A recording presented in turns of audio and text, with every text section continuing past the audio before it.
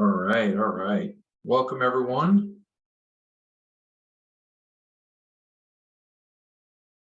Thanks for being here today. Very excited to kick us off. I know that we have a quick time together and it's going to fly very fast.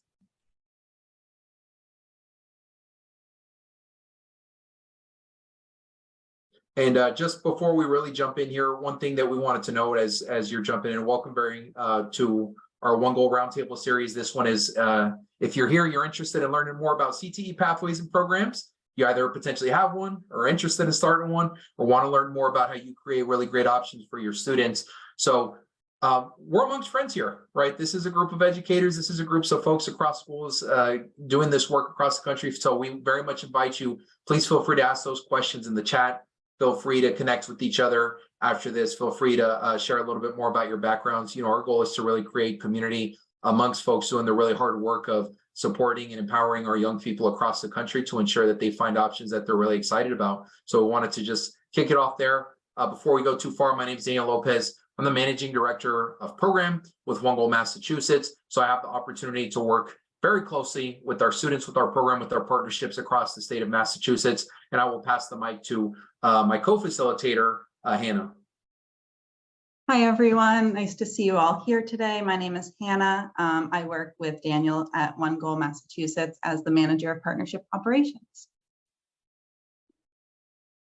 Excellent. And we are very thrilled to welcome Rachel Rosen from the MDRC, who is going to be our expert speaking about the CTE pathways, experiences, how to scale and be very effective there. I'm going to more deeply introduce Rachel in just a second. Before we do, wanted to just share a little bit of brief context on OneGoal, the work that we do, in case this is your first time attending a OneGoal webinar or roundtable. High level, OneGoal, our mission is really to ensure that students across the country have an equitable opportunity to achieve their greatest post-secondary aspirations, whether that is a progressive pathway, a two-year college, or a four-year college. We really believe that the theory of change in order to do this is really for us to lead the movement for transforming post-secondary advising and support across the country. We do so through great partnerships, collaboration experiences with a lot of great schools and districts such as you all, a lot of great post-secondary institutions across the country, as well as a lot of great organizations such as the MDRC, and being able to elevate the great work that organizations like the MDRC and others do as well.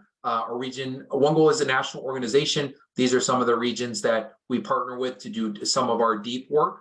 Specifically, the two deep products that we currently offer that we support students as well as adults with are our two core experiences: the classroom-based model, which is really a deep experience where over 3 years we will work with the school to create a very meaningful experience for students to really understand what they care about, what are the best options after high school that they're interested in, and then doing everything we can to reduce barriers to access and matriculation for them to realize the option that they've identified. Our post-secondary leadership series, it's kind of like this times about 100. It's more opportunities to receive coaching, training, experience from the OneGoal team, as well as colleagues and think tanks and supports in our network to really receive personalized coaching to improve post-secondary outcomes across your school district. And so that's a little bit about OneGoal high level, some of the challenges that we know to be true for students today, especially post-pandemic, that they continue to experience as they graduate from high school and choose to enroll in post-secondary institutions that they're passionate about: academic challenges, financial challenges, social and cultural, as well as just that imposter syndrome, which is can be very true for students as well. That being said, today, this is one of our many attempts to continue to just elevate the work of great organizations out there who are really providing great experiences, great opportunities for us to be able to continue to tackle some of those barriers impacting students and realize our mission and vision. And so with that being said, I'm really, really excited to introduce Rachel Rosen. Rachel is the co-director of the Center for Effective Career and Technical Education arm of the MDRC. And so really, she's going to be able to speak very fully today about what it takes to ensure that you adequately expand, scale up your CTE programs, and as you want to create those opportunities for students in your community. And so I'm definitely now going to pass the mic to Rachel and invite her to share about her findings and everything that she has prepared for us today. So Rachel, I'm going to stop my screen share. I'm going to pass the mic to you so that you can share your slides. And thank you so much for being here. Thank you so much, Daniel. It's so great to be here and see so many people who are interested in hearing about CTE research and evidence. Excited to be here. So just give me a second and I'm going to share my screen. And then let me figure out, oh, I think I need to like put it in the display. Hold on a second, I think. Yeah, is that better? Let's see. Okay. So, so hi everyone, as Dan said, can you see that in the display mode or is it still showing up as like the? Yeah, we still see the planning mode. How is that? Is that better? We see your little icon buffering, but it's not showing us a different view just yet. Oh, because I see the different view. I see the other view. Do you have two screens? Is it possible to move it over? That could be why. No, I mean, they're not separate. They're not separate screens. I do have a larger screen, but they're not separate. Let's see. Oh, but if do you still only see the, here, let me try to share again.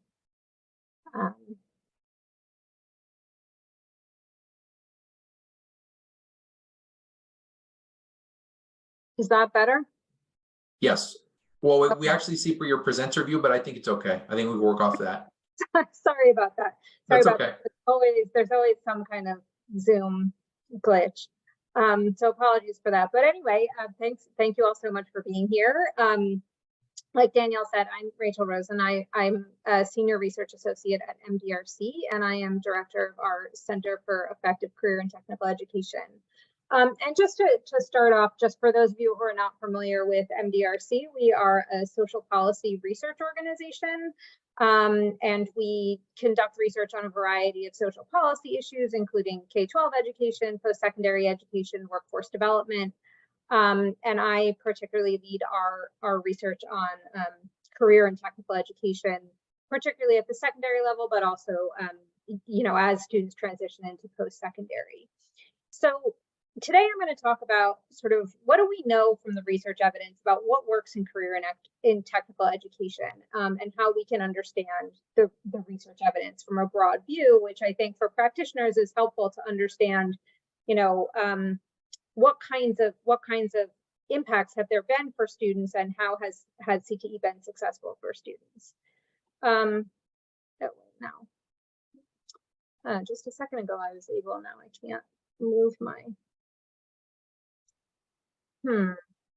Somehow when I started the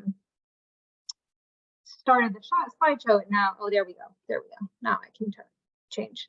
Okay, sorry about that. Okay, so just to get us started, I'm going to talk through what we think of as the evidence continuum. So when you're thinking about research evidence, it's really important to understand, you know, how good is this evidence that I'm hearing about? Somebody is telling me that they've had these great impacts from this study, and how do I know if that's a good study or if I can trust those findings?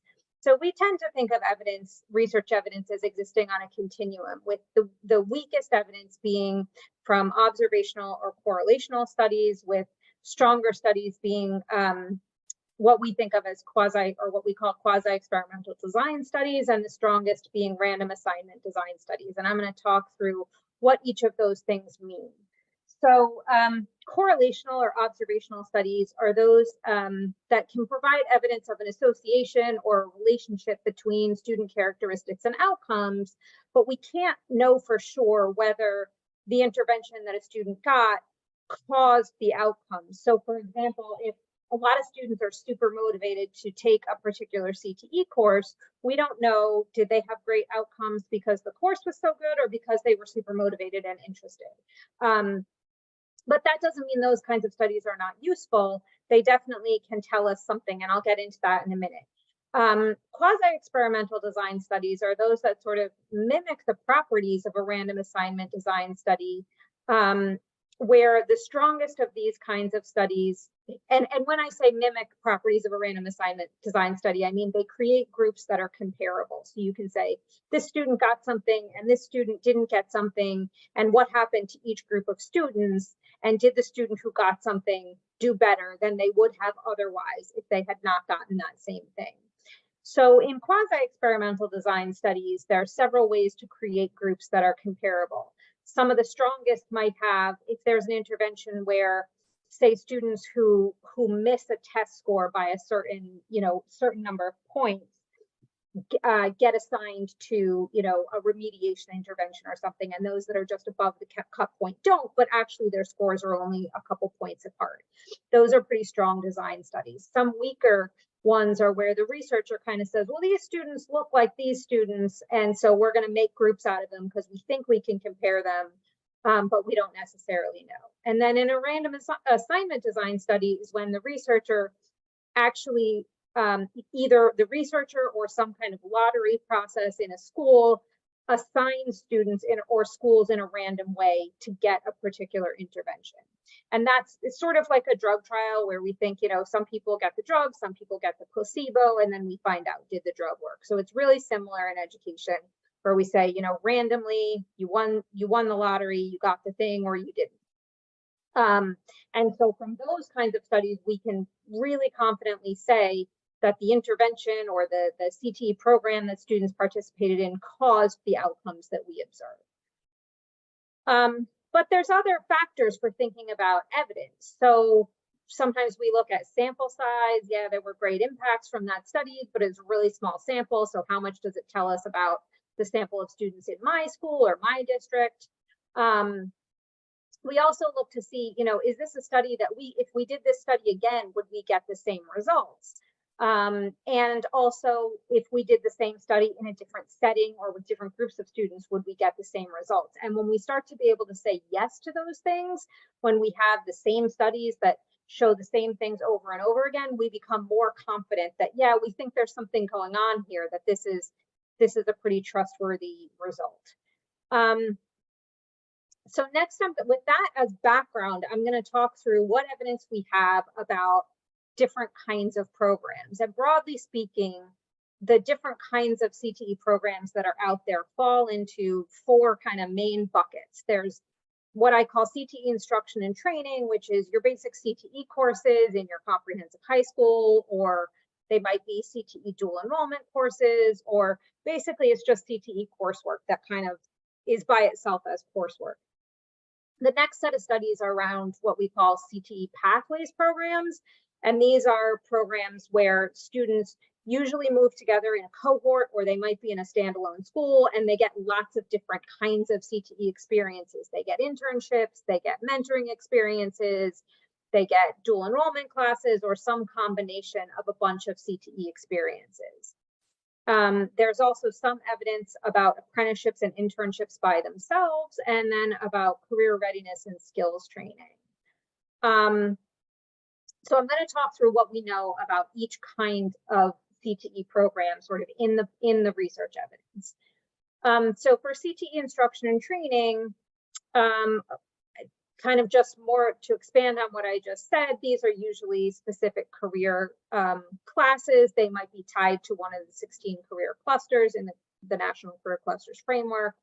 They might include introductory career exploration courses, or they might be standalone or part of a sequence of courses. I will say students who are CTE concentrators, those who take more than one course in the same pathway, there tends to be studies about what happens to students who have concentrated in a subject area versus those who took one course here or one course there.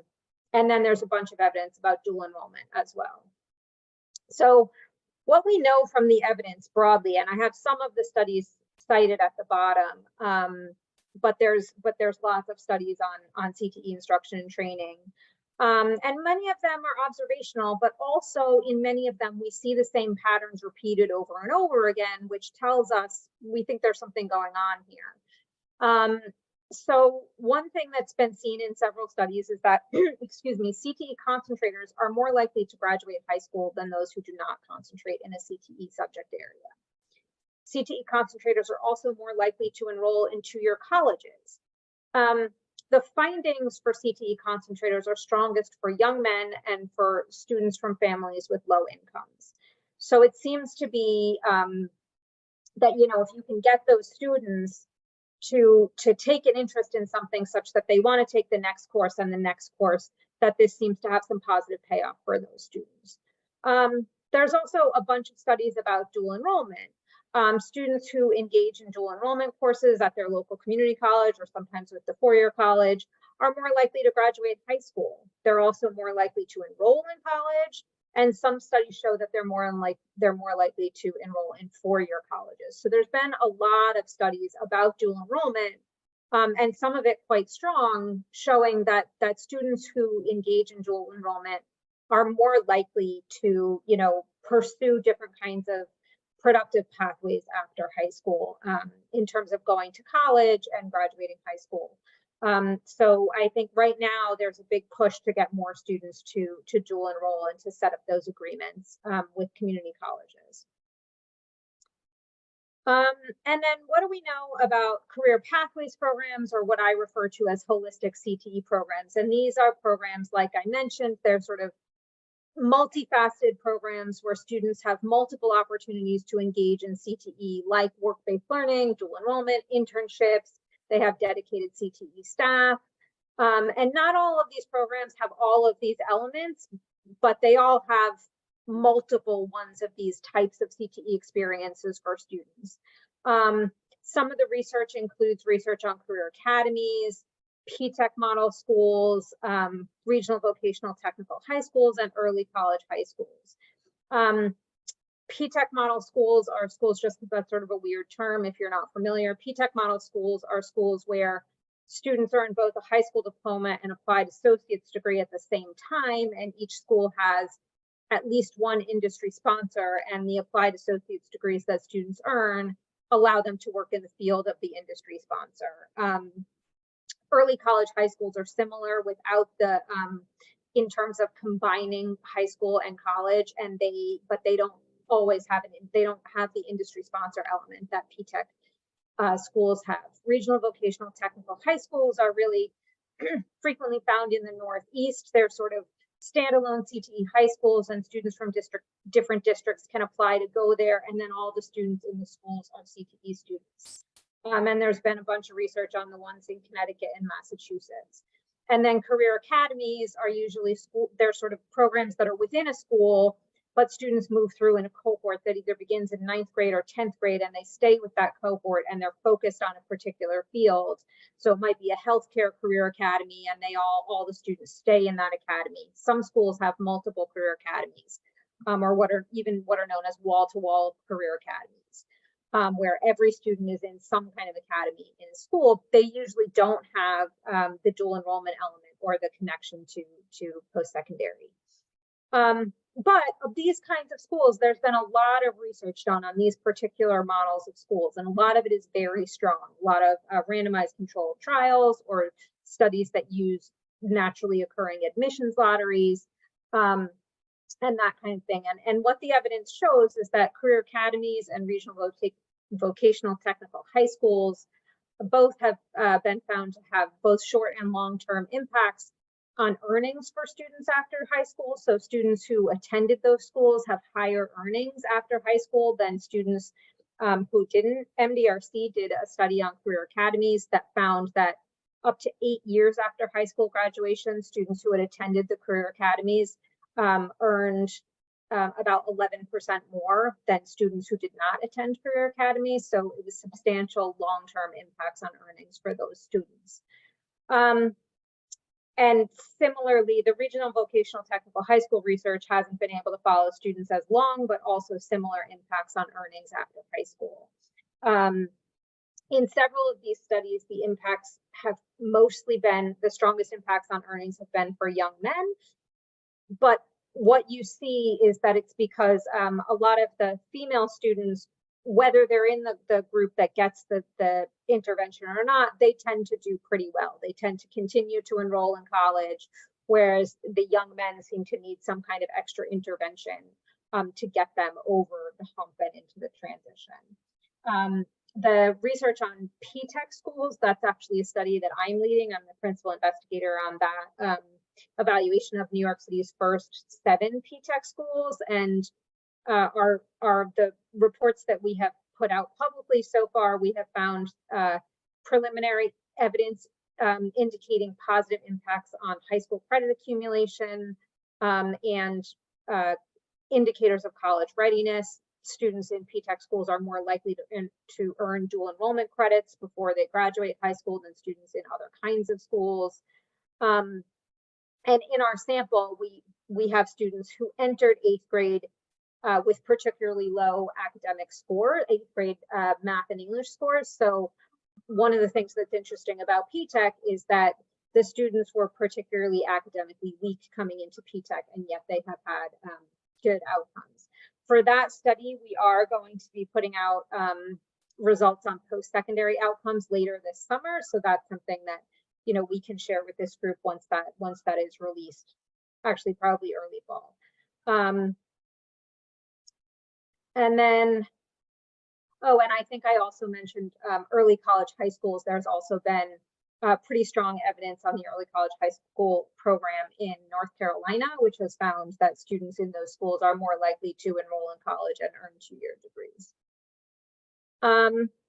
Evidence on internships, apprenticeships, internships, career readiness learning, and soft skills training. I kind of lumped all of those together because the truth is that there's not a lot of evidence yet. A lot of these programs are pretty new. Youth apprenticeships have really only become popular in the last few years. So it takes the research community a little time to catch up and be able to carry out research on these things. So just to say, there's not a huge amount of evidence on these things, but that the evidence base is starting to build. What we do know is that you know, youth apprenticeships are gaining ground in states like Colorado, Georgia, Minnesota, etc. But they're still pretty new for us to evaluate their effectiveness. There is one RCT of an internship program that found that young men who participated in an internship in their senior year, in a rigorous internship in their senior year of high school, were more likely to enroll in 2-year colleges.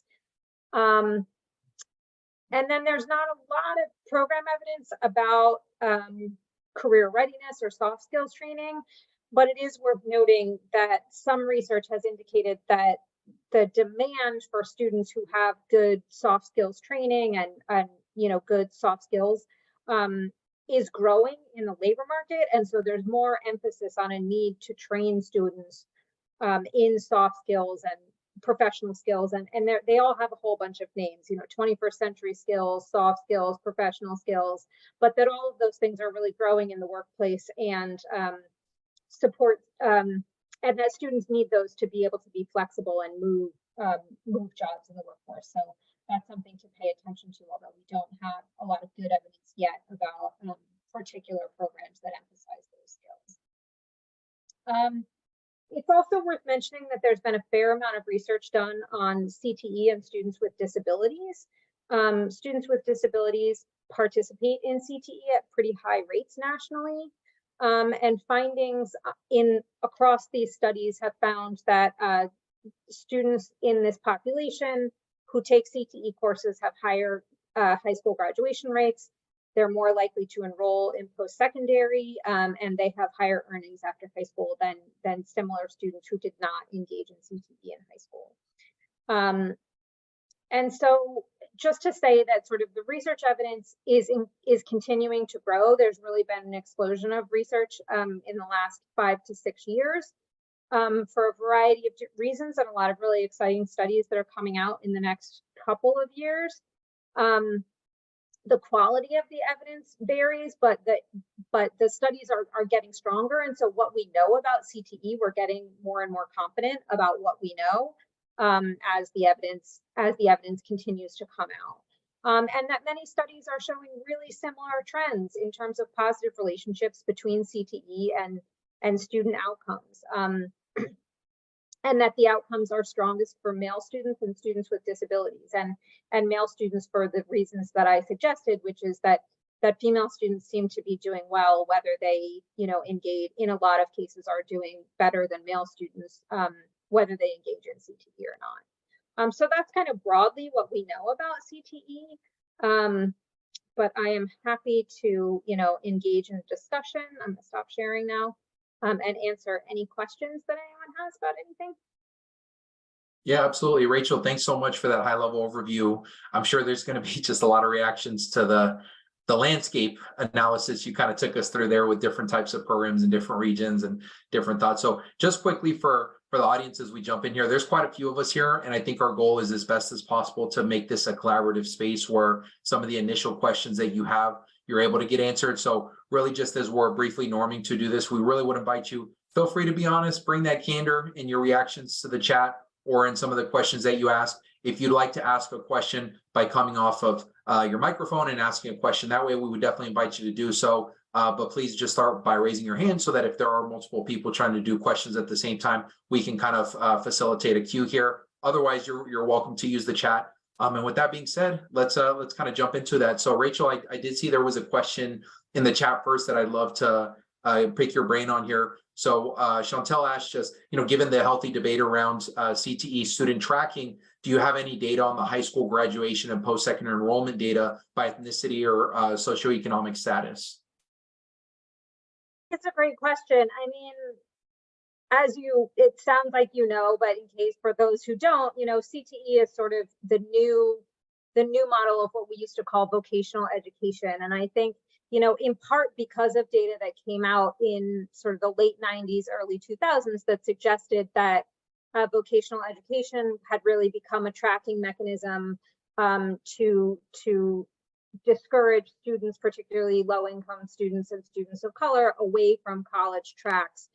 Vocational education fell out of favor for quite a long time. But then when it was when the Carl D. Perkins Act, which is the federal law that funds CTE, was sort of reauthorized in about 2006, there started to be an emphasis on reframing it as CTE, not vocational ed, but CTE as pathways to college and career rather than college or career, and really emphasizing what high quality CTE is, and that high quality CTE should put students on pathways to opportunities that lead to jobs with middle class wages and advancement opportunities, and should not be used as a mechanism for tracking. Now, obviously, that's the ideal, and there's lots of different ways that CTE and lots of things educationally continue to fight against inequities in systemic inequities in the education system. So that said, I think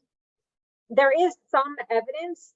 It's hard to pull apart because there is some evidence that CTE does support outcomes, positive outcomes for students, low-income students and students of color.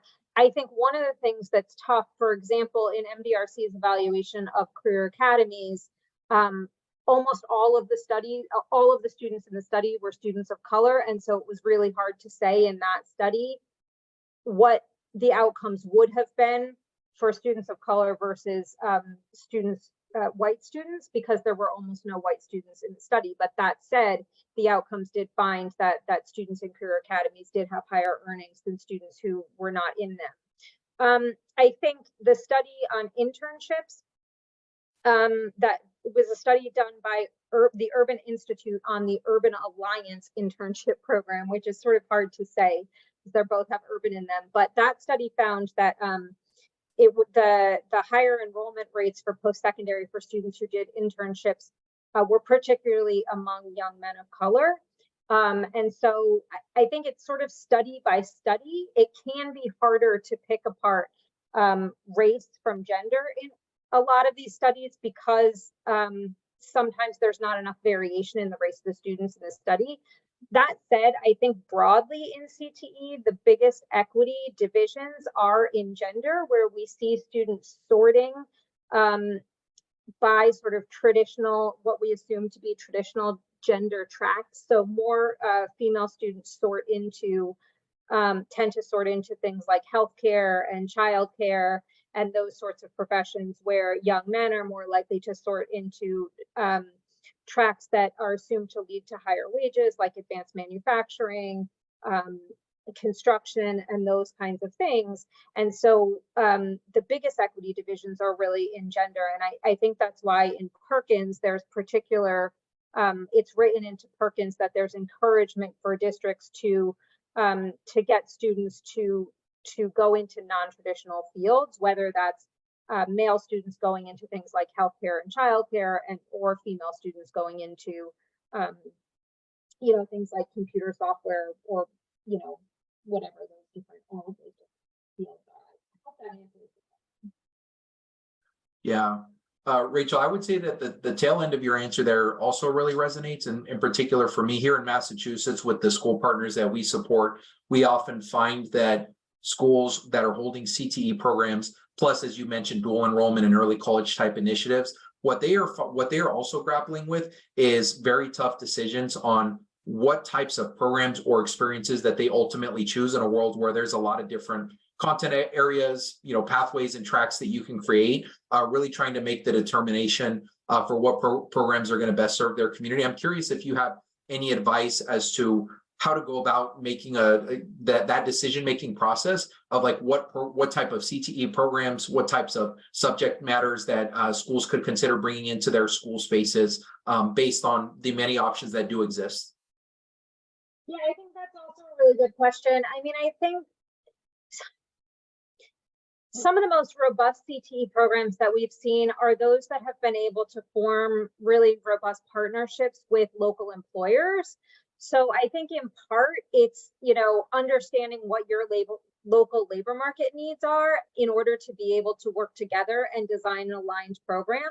That said, I know that working with employers can be challenging. I think sometimes educator and employer expectations are not aligned, and I can send it later. We put out a guide on developing effective partnerships with employers, but just really thinking about, what are the opportunities that students are going to be able to have to kind of engage in those richer work-based learning opportunities, and are there employers who are willing and interested in working with the school to be able to really think about developing students, not to be engaged in the school, not in an altruistic way, but really thinking about, this is a pipeline of your future talent locally, and how can we work together to really promote student access to begin to develop careers and interests in things that exist locally.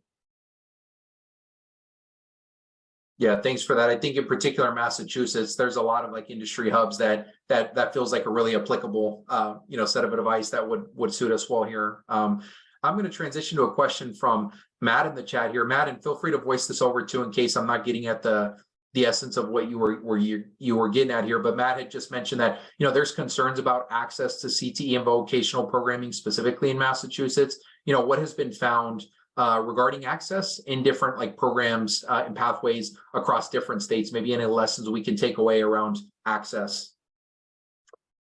I'd love to hear more about what you mean by the problems with access, because I think what we know is sort of different depending on different, there's a lot that varies by geography, different challenges. So I'd love to hear a little bit more about what your access challenges are. Sure, I can chime in a little bit. So some of the issues that have come up over the years with vocational schools in Massachusetts, they're by region. And so many school districts are assigned to one vocational school, and there's an admissions process. Mm-hmm. So the Department of Education in Massachusetts has identified in the past few years that there could be concerns around equity and access to all students who are applying to vocational schools in Massachusetts. And it's not across the board. The Department of Education, DESE, has focused in on different vocational schools. But I guess just wondering about other states, does every student in other states have access to applying to vocational programming that you found with your research? I can imagine it varies a lot from state to state. Just wondering. Yeah, no, you're right. It does vary from state to state, and I think it kind of depends on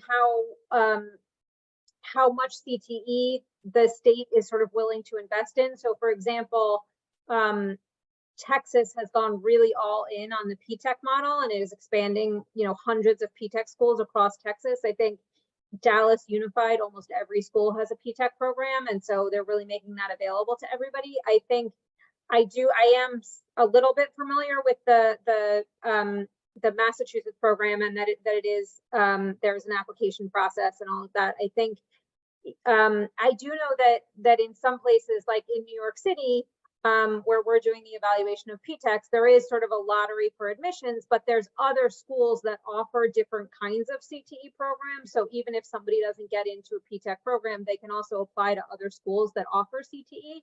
So I think it really sounds like it's a concern of supply, and how are students, how is the state or the district deciding how much CTE supply to provide. So I don't know enough about the sort of policy ins and outs of CTE in Massachusetts and what it would mean to expand access, or if it's possible for schools, other kinds of schools, whether it's, you know, regular comprehensive high schools, to build CTE programs, or you know, have career academies programs in those high schools. I don't know, but I would think that would be an option, would be to have other kinds of CTE opportunities in regular comprehensive high schools. Yeah, and I'll just chime in, is that this is definitely happening in Massachusetts, where there are more opportunities that vocational schools are expanding into comprehensive high schools. I've worked in comprehensive high schools, and I've worked in a vocational high school. In Massachusetts does a great job. This is not a bash on Massachusetts in any way. It's just that I don't know how Massachusetts might compare to other states. So it's interesting hearing about Texas, and hopefully it'll continue in Massachusetts and other states, vocational options going into comprehensive high schools. Yeah, and I think also, I don't know if this is still the case, but I know a few years ago, Rhode Island had a model where if students didn't have access to a particular CTE program in their high school, they could transfer to another high school that had their that offered the program. I think it was a little bit controversial, because then schools started building programs because the funding would follow the student to their school, and so some schools started building programs to try and attract students and funding from other districts. So I'm not sure what, I know that was the case about 5 or 6 years ago. I don't know if that's still the same, but there was this sort of transfer between school and district options. Thanks, Rachel. Sarah, you want to ask your question? Yeah. Hey, Rachel, thanks so much for the time. I work with 16 to 24-year-olds in technical training, 21st century durable skills training, and work-based learning style programs. And as opposed to like adult upskilling programs that measure wage and job outcomes sort of like immediately 3, 6, 12 months after the program, it's a lot more complicated for us to measure sort of wage and job outcomes for an 18, 19-year-old who might be going to school, who might have a part-time job, who might have a part-time job that pays the same, but is in an upwardly mobile career track. Like, we're trying to figure out what to measure. And so I'm curious, with all of these studies and sort of the research base, is there a best practice for young adults? What is the time horizon that we should be measuring wage outcomes? And have people settled on that? Sort of like, is there any best practice that I should know about? Well, Sarah, I will say that you are in good company. I don't think that there's necessarily a settled way. There's not like one way to do this. I think you're definitely picking up on something that is complicated for researchers as well, which is to figure out what's the confounding factor for students who are enrolled in school. And so they may have sort of depressed wages, but then later they're going to have higher wages because they're in school. So I think some of the studies that look longer term, like the Career Academy studies, looked at 8 years, looked at earnings 8 years beyond the end of high school, because that gave students both an opportunity to finish a 2-year degree or a 4-year degree and have 4 years of earning if they went that path. But then also students who went right into the workforce right after high school also had earnings. So there was kind of a leveling out. But I think that's also, there's something, I imagine for, a program person, there's something a little bit unsatisfying for that, because it's like, that's almost a decade. Like, really, we have to wait that long to find out what's happening? So, I mean, I think I would say, continue. I applaud you for trying to even measure that. And I would say continue to do that, but just the longer, the longer you can follow your students and keep them engaged to continue. I'm not sure how you're collecting wages, but the longer you can follow, the better. But, you know, to just kind of caveat what you're finding in the interim with like, these students are part-time students and part-time earners or whatever it is, knowing that you will need to follow them for a longer time horizon to kind of, for things to even out.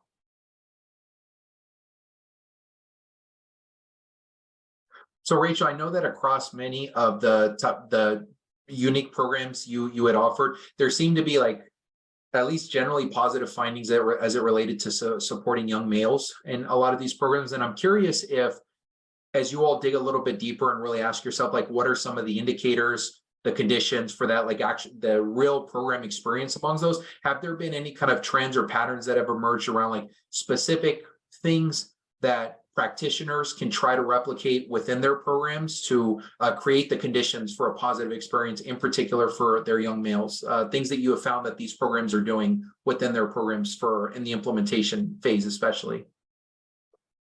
Yeah, I think it's a good question. I think this issue of CTE being really, you know, supporting of young men is something that's really just beginning to emerge, and is starting to see a pattern that's coming from a few studies that have come out in the last several years, with the exception of the Career Academy study, which came out, you know, quite a while ago in 2008, I think.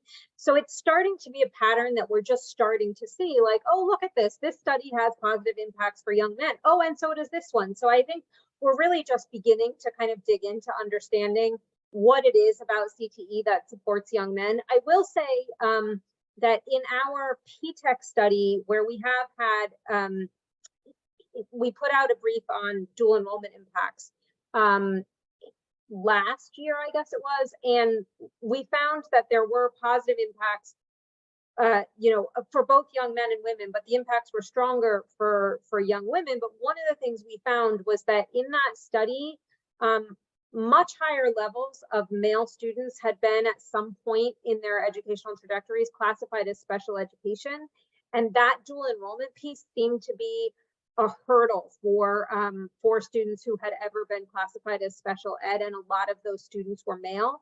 Whereas when we looked at the students who had never been classified as special education, the male students performed close to, but not as well as the female students. And so I don't know, I don't think we know enough to say like definitively that this is a relationship here, but I think trying to figure out ways to support students who have had that special ed classification may be one way to kind of think about programming for young men, particularly who have had that classification, and if there are particular kinds of programs, you know, that those students are attracted to or interested in or engaged in.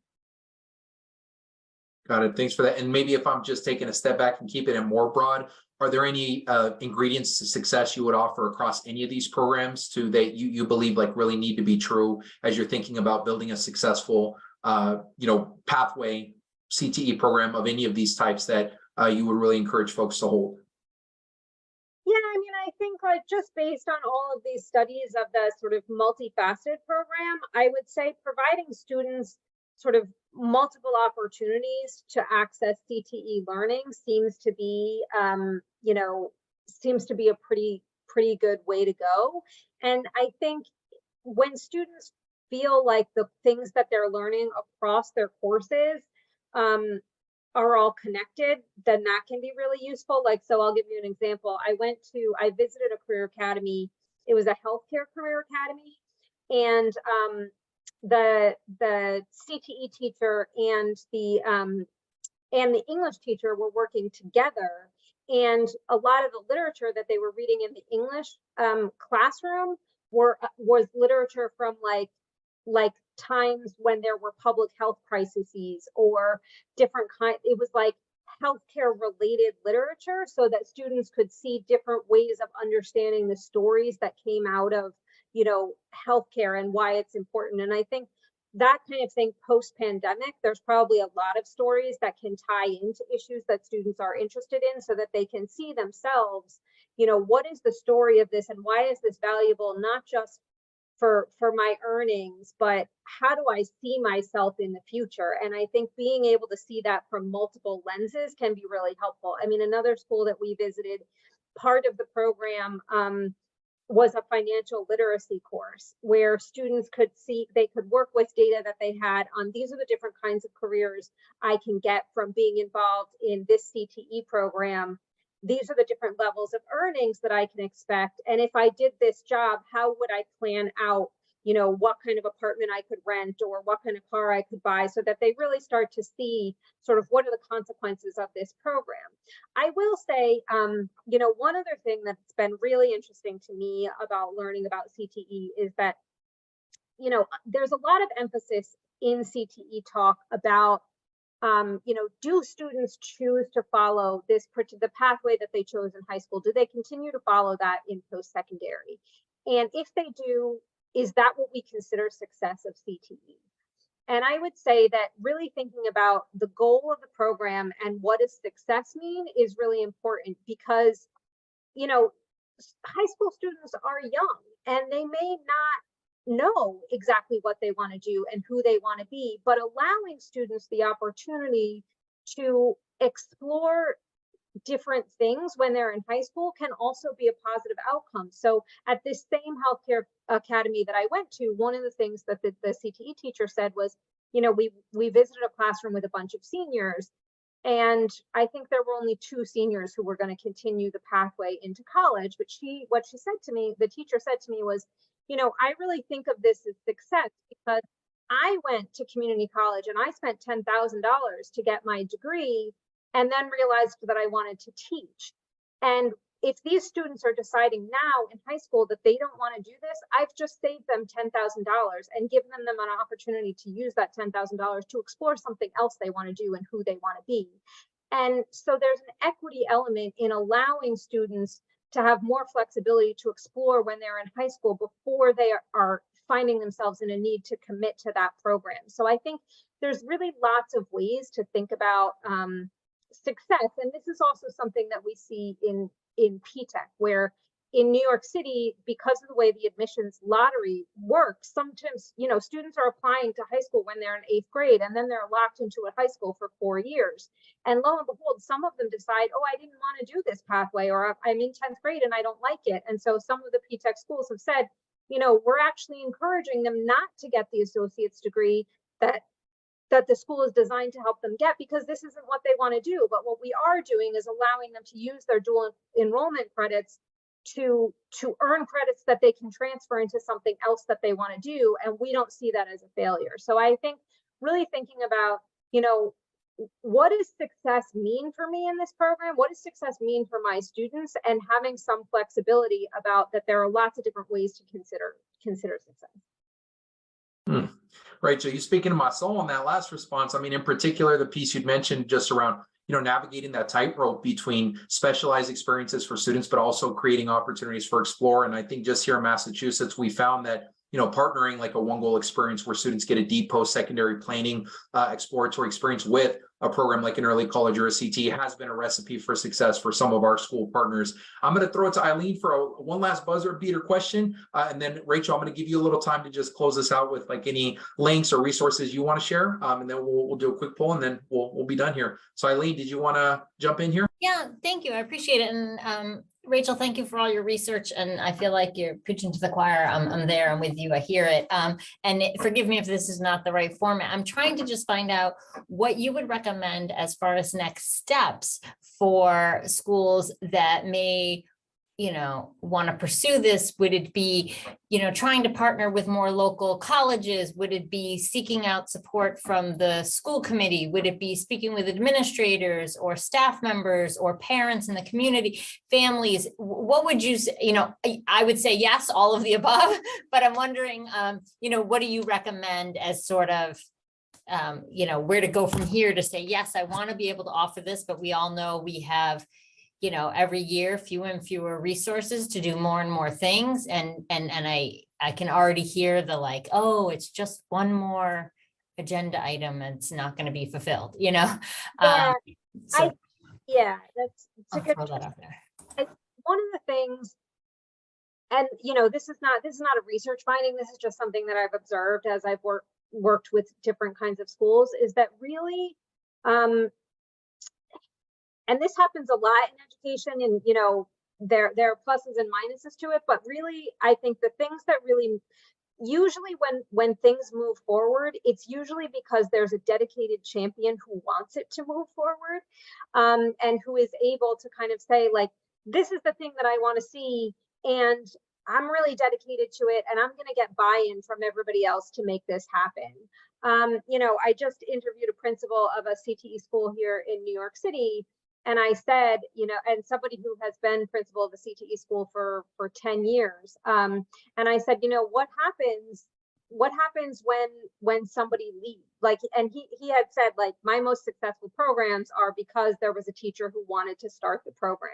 And I said, what happens when that teacher leaves? And he said, I don't know, we got to find somebody to fill those shoes, but they're big shoes to fill. And so I think, a lot of times it takes one or two or a group of dedicated educators who say, we want this for our students, and we're gonna find ways to make it happen. So I mean, that's not the most satisfying answer, but that's that seems to be where we are, is that is how it really relies on people to be dedicated and to want things to happen for their students and to make it happen for their students.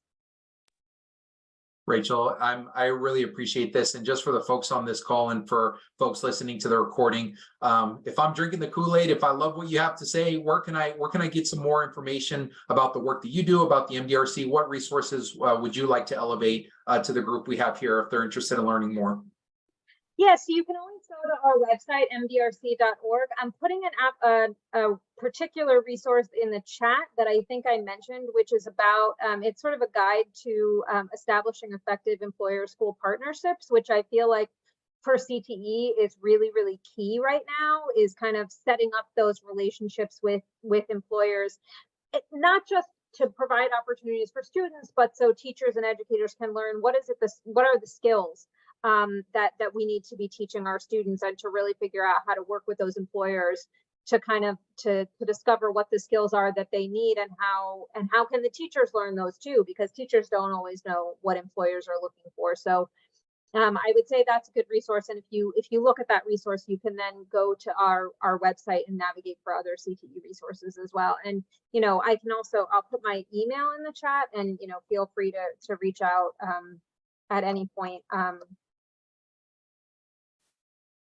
to follow up about anything. Perfect. Rachel, thanks so much for your time today. It has been an absolute pleasure just connecting you and hearing from you. Just before we close out, if folks are interested also in learning a little bit more about OneGoal, the work that we do, the resources, I just launched a poll. We would invite you to just give us a quick yes or no response there. We're happy to follow up and send some resources as well. As Rachel mentioned, we'll be sharing the recording. You have her email, and we're happy to follow up in whatever way we can support you right now in the work that you're doing in service of students. Again, thank you so much, everyone, for your time. Rachel, thanks again for being here and for your time and all the work that you do. And I hope everyone enjoys the long weekend.